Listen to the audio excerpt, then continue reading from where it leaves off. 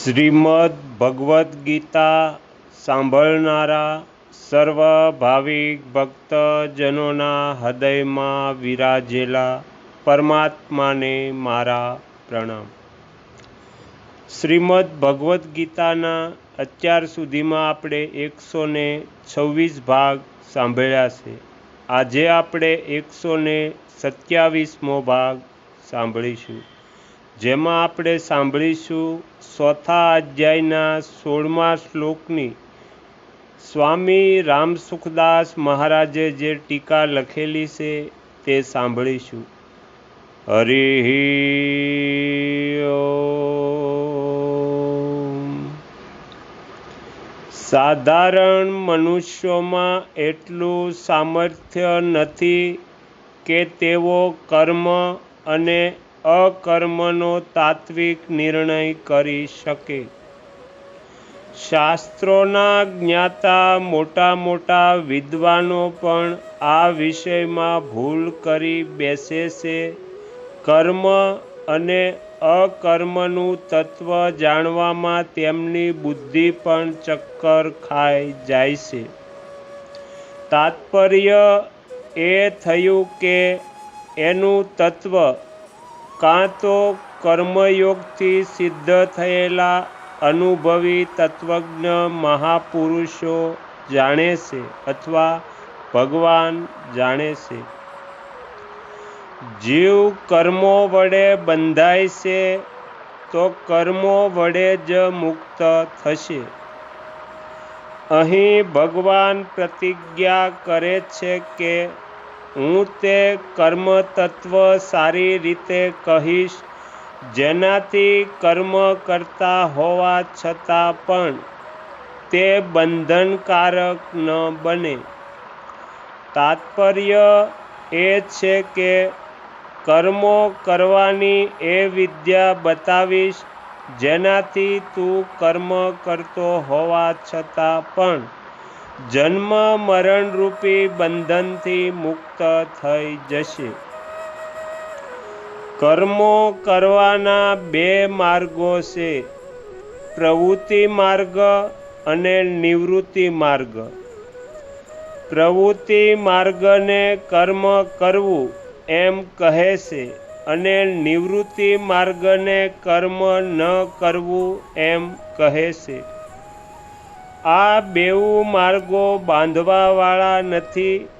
બાંધવાવાળી તો કામના, મમતા અને આસક્તિ છે। ચાહે એ પ્રવૃત્તિ માર્ગમાં હોય કે ચાહે એ નિવૃત્તિ માર્ગમાં હોય, જો કામના, મમતા અને આસક્તિ ન હોય તો મનુષ્ય પ્રવૃત્તિ માર્ગ અને નિવૃત્તિ માર્ગ બેઉમાં આપમેળે મુક્ત છે। આ વાતને સમજવી એ જ કર્મ તત્વને સમજવું એમ ગણાય। બીજા અધ્યાયના 50મા શ્લોકમાં ભગવાને કર્મોમાં યોગ જ કુશળતા છે એવું કહીને કર્મ તત્વ બતાવ્યું છે। તાત્પર્ય એ છે કે કર્મબંધનથી છૂટવાનો વાસ્તવિક ઉપાય યોગ અર્થાત સમતા જ છે। પરંતુ અર્જુન આ તત્વને પકડી નહીં શક્યા, એટલા માટે ભગવાન આ તત્વને ફરીથી સમજાવવાની પ્રતિજ્ઞા કરી રહ્યા છે। કર્મયોગ કર્મ નથી પરંતુ સેવા છે। સેવામાં ત્યાગનું પ્રાધાન્ય હોય છે। સેવા અને ત્યાગ એ બંને કર્મો નથી। આ બેઉમાં વિવેકનું જ પ્રાધાન્ય છે। આપણી પાસે શરીર, ઇન્દ્રિયો, મન, બુદ્ધિ વગેરે જેટલી પણ વસ્તુઓ છે તે બધી મળેલી છે અને વિખૂટી થવાવાળી છે। મળેલી વસ્તુને પોતાની માનવાનો આપણને અધિકાર નથી। સંસાર પાસેથી મળેલી વસ્તુને સંસારની જ સેવામાં લગાડવાનો આપણને અધિકાર છે. જે વસ્તુ વાસ્તવમાં પોતાની છે તે સ્વરૂપ કે પરમાત્મા, તેનો ત્યાગ કદી થઈ જ નથી શકતો, અને જે વસ્તુ પોતાની નથી તે શરીર કે સંસારનો ત્યાગ સ્વતઃ સિદ્ધ છે. આથી ત્યાગ તેનો થાય છે કે જે પોતાનું નથી, પરંતુ જેને ભૂલથી પોતાનું માની લીધું છે, અર્થાત પોતાપણાની માન્યતાનો જ ત્યાગ થાય છે. આ રીતે જે વસ્તુ પોતાની છે જ નહીં, તેને પોતાની ન માનવી એ ત્યાગ કેવી રીતે? આ તો વિવેક છે. કર્મ સામગ્રી શરીર, ઇન્દ્રિયો, મન, બુદ્ધિ વગેરે પોતાની અને પોતાના માટે નથી, ઉલટાની બીજાઓની અને બીજાઓના માટે જ છે.